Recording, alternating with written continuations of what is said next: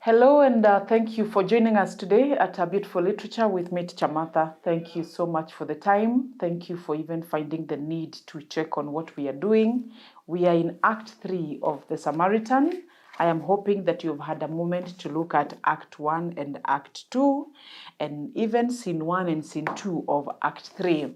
We are having a beautiful a series where we follow up on what is happening with these leaders of Maracas municipality. Now, just to take us back a bit, there was an incident at Nicole's office where Inspector Bembe has already came to confront her because he wanted the Samaritan up and he wanted to threaten her so that she can do something to stop it.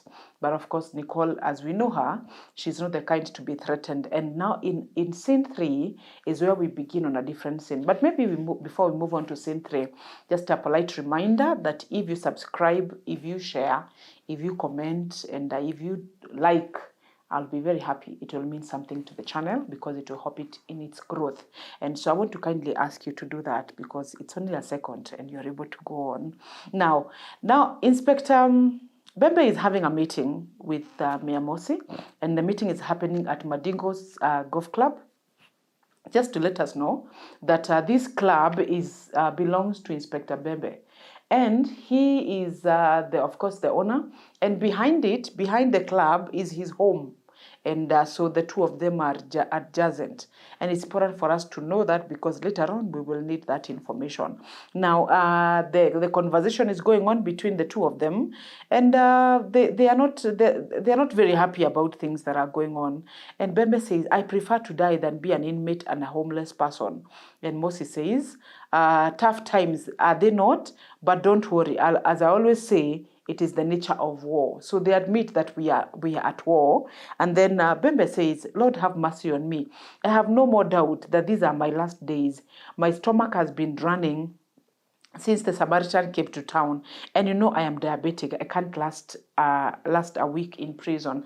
Now, for this, when you're dealing with the styles and stylistic devices, we look at the foreshadowing, the use of foreshadowing, the use of premonition. This is a premonition. We actually later on we will see the events as they unfold with these people, and plus the other leaders, and therefore we will know. Actually, they will know how it feels to last in prison, to last a week in prison. And of course, Bembe says Bembe is being confronted by Mosi, and he says, Bembe tells him, I want to see the teacher that you are telling me about. And she's very stubborn. She actually is very, very stubborn, and says, I charged her with disobeying authorities and stealing the school generator. And you know what? Word of her arrest apparently spread like bushfire.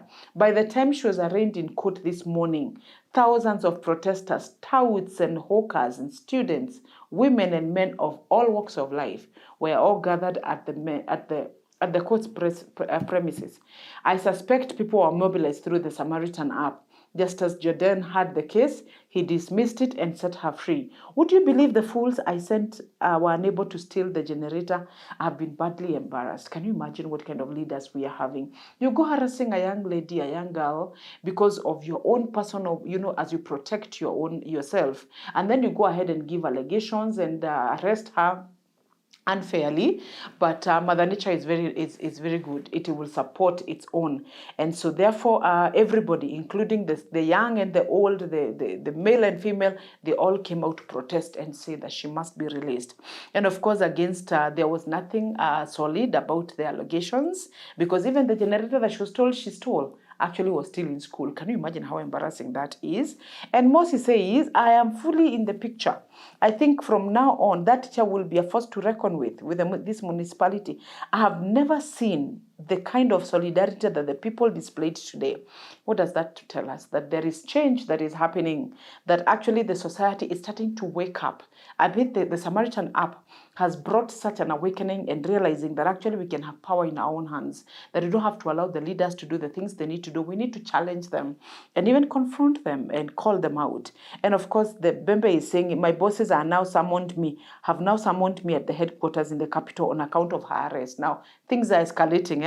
And now that the Bebe and at the police headquarters, they want to know what is happening at Maracas municipality. There's so much we hear of the app. There is a young lady who is arrested. There's protests going on. Of course, that is bound to draw attention.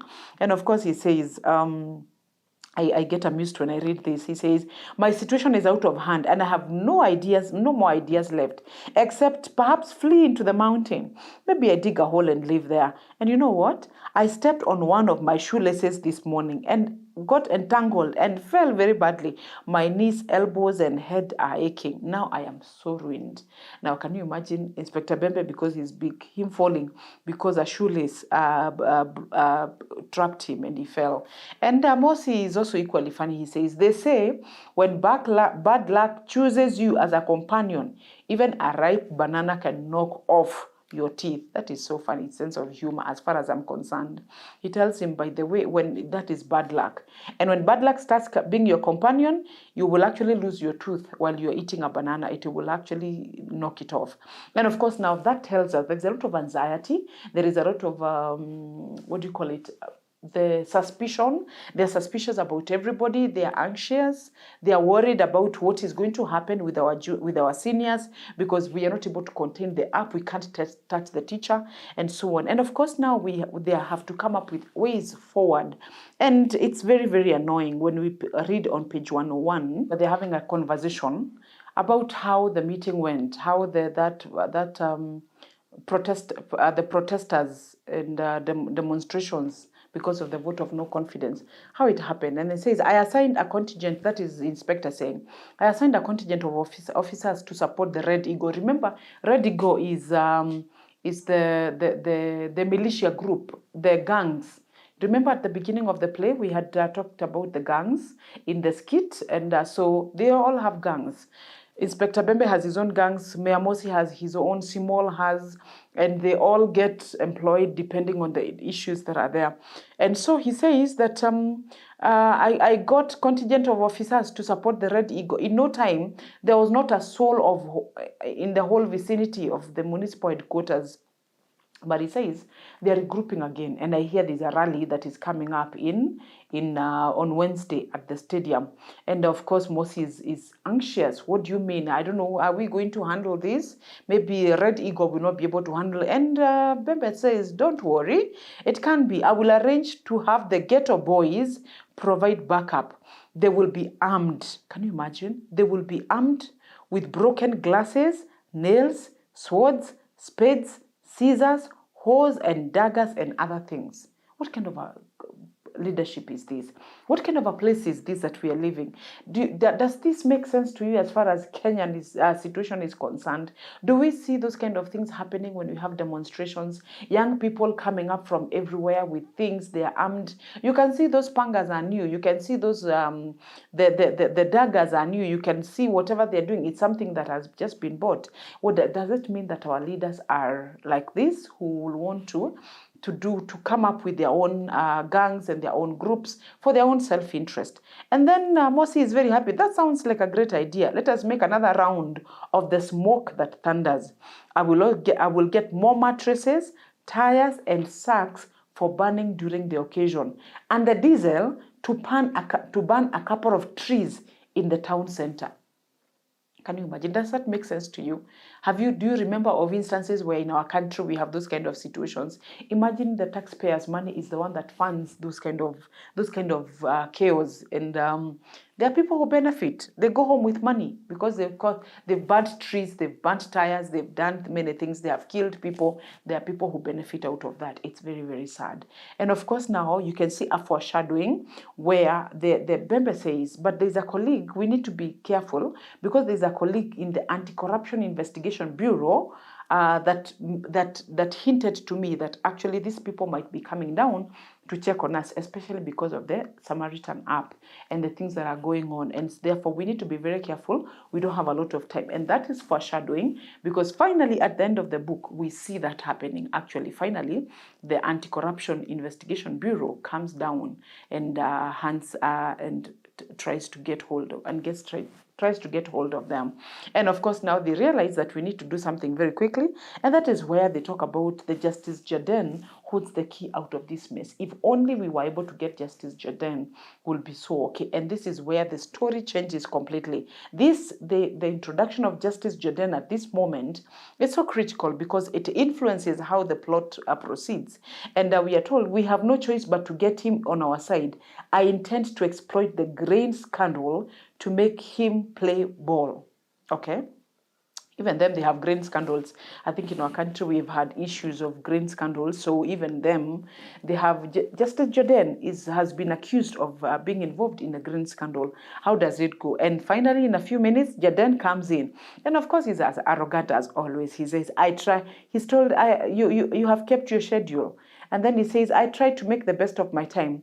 I had a good upbringing and sound education." Then you can imagine someone's talking like that. Yeah, I'm on time. Me, I don't get late because I was brought up well and I'm schooled, not like you people politicians. And of course, he's not happy to see Inspector Bebe in this meeting because he was hoping it's just him and Mosi. And he's like, why are we here, all of us? And of course, he's told what is going on, that he needs to come on their side because he's guilty. And you can see how arrogant he is. He's so arrogant. On page 103, he says, we are through with our work. And as I've repeatedly saying, the nature of our profession requires careful reflection of all possible dimensions of a matter. I am very strategic. And then I have some other appointment. He's like telling them, the things you're talking about, I'm not sure that we are going to do anything about it because after all, our profession, unlike yours, requires careful reflection of all possible dimensions of a matter. And therefore, there is nothing I can do for you right now. But Mosi does not stop it at that. And he goes ahead to say, I still insist on instituting legal proceedings against my deputy and his team because, as you know, they have cut many corners here and there, and I have that information. And now the blackmailing begin. And this is very, very sad. And I thought it will take a minute and look at what happened. Because this story, remember from the beginning, the judge wanted to look very innocent and very okay. He's not guilty of anything. In fact, he does not even want to pose like he has anything to worry about. Because after all, he has skeletons. I think there's a part I'm looking, we'll look at it later, that he says it is true, I have skeletons. But I'm not like you. You have skeletons, but you go exposing them everywhere. It is how you cover your skeletons. It's how you carry out your deal. So he says it's true, I'm not innocent, but I'm not like you. I'm very careful. But now, Justice Jordan is being confronted by Mosi, and the conversation between page 104 and going on up to almost at the end, you realize that leaves Justice Jordan without an option because he's told, yes, we are aware. We are aware that your skeletons are also out in the open. Actually, the app has your skeletons, and they know that your the things that you've done. Page 105, he says, you need to remember the rats and the other rodents, Your Honor. The rats in the cages, the prime orchard farm. Someone has been rearing rats and other rodents there, and then letting them loose in our rice and our corn farms. Can you imagine how evil these people are? And maybe just because I don't want to read the whole of it, because it's a long, I would want you to read it very, very well. Page 105, page 106, and also going to page 107. Actually, the better part of it. And the storyline is that Ivy, who is Justice Jordan's girlfriend, had a very brilliant idea. And of course, the girlfriend and Justice, they are one and the same thing. And they wanted to be given a win a tender to be given a contract of dealing with rodents because they have a company called the Prime Orchard Farm. They have a farm. And so they wanted to win a certain tender. And now the municipal refused, and they said we don't need that because after all we don't have rodents, we don't have rats. Nobody is messing up with our grains in the stores. And so Ivy and his people, whoever they are, including Judge Jordan, they came up with, they reared, they grew, they manufactured rats and rodents. And can you imagine that they will do that so that then they release the rice, they release them into the rice, so that then they are able to go to the mayor and say, see, there is need to have, you said there are no rats, now there are rats, now we need to get this contract done, we need to get this done so that we can kill the rats for you. And that is not okay. On page 105, he says, well, the truth is I can't take the bullet for you. I believe you know that's unfair. I have no choice but to order Inspector Bembe to take action. Inspector Bembe, now I'm giving you instructions. Secure the cages of Prime Orchard Farm and arrest the owners and manager of the farm. Now, that is really hitting below the belt for Judge Jordan, because really he's a shareholder. He's part of what was going on. And remember what happened when these issues came up, became so much, and Mayor Mosi is resisting. Judge Jordan is the one who ruled in favor of Prime Orchard Farm. He's the one who said it's all right. Actually, this one does not need public tendering and all that. Just give it to single sourcing. Just give it to Prime Orchard, because it is an urgent thing. Otherwise, if we carry on like this, we will not have any grains left, and so on. And we realized that that was not okay, that it was something that had been orchestrated, it's something that had been planned from a long time ago. And we are told on page 106, we gave her the contract. She was going to eliminate the menace using pesticides and cuts through a company known as a vertebrate pest control, which we have established is registered and a subsidiary of Prime Orchard Limited. Okay, so it is a small company on that is attached to Prime Orchard company and limited and farm, and it manages pesticides and cuts to control the rodents that were there. And the discussion goes on very, very funnily. Then we are told on page 107 that so Ivy got the contract, but the gist of the whole matter is that they were rearing the rats in the Prime Orchard farm, and then letting them loose into the farm, and they would kill some of them, parade them to the people to see, bury them, and then introduce more rats, and so on. The whole idea was to undermine. This is what I wanted you to note. This whole idea of the rats, all that was to undermine the domestic production in order to increase demand for the imported grain. Prime Orchard is one of the largest corn importers in our municipality. Can you imagine how evil? How evil can our leaders get? That you do all this so that you can get an opportunity to bring in grains, because you are importing. You are one of the companies that is importing. So you must affect the local production, because when you affect the local production, therefore there will be a demand for the imported one. And who suffers in the process? Isn't our farmers who suffer? Isn't it they who suffer? And isn't we, the members, who suffer? Because even what has been imported is not as cheap. Sometimes it's more expensive. And so at some point, Judge Eden realizes, I think I'm already been caught now. I don't think I can hide. And he realized his skeletons are suddenly out. He thought they were covered like through and through. And also we are told how Ivy bribed Basdeo and Ramdai to keep quiet. After Basdeo, remember Basdeo and Ramdeo? Ramdai and Basdeo, when they knew what is going on with Prime Orchard and Ivy, imagine what she did. She gave them an opportunity to be partners, to be shareholders, so that you are silenced. There is no, you're going to fight your own company. And so she silences them. And she says, Mosi says, you can read that part on page 108. After some time, the Prime Orchard farm was sued for being the source of the rodents. Strangely, the matter landed on Justice Jordan's desk in a complicated ruling full of references of invasions of locusts narrated in the good book. He held that the occurrence of the pests was a natural phenomenon and could not be blamed on a particular farm. We know that is not true. We know that he's actually doing all that to avert justice. He does not want the Prime Orchard farm to be held responsible. He does not want Ivy or himself or the other shareholders to be held responsible for releasing the rats and so on. The rodents.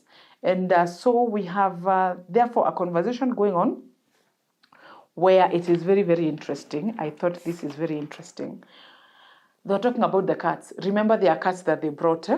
And no, before we go to the cats, there were rats.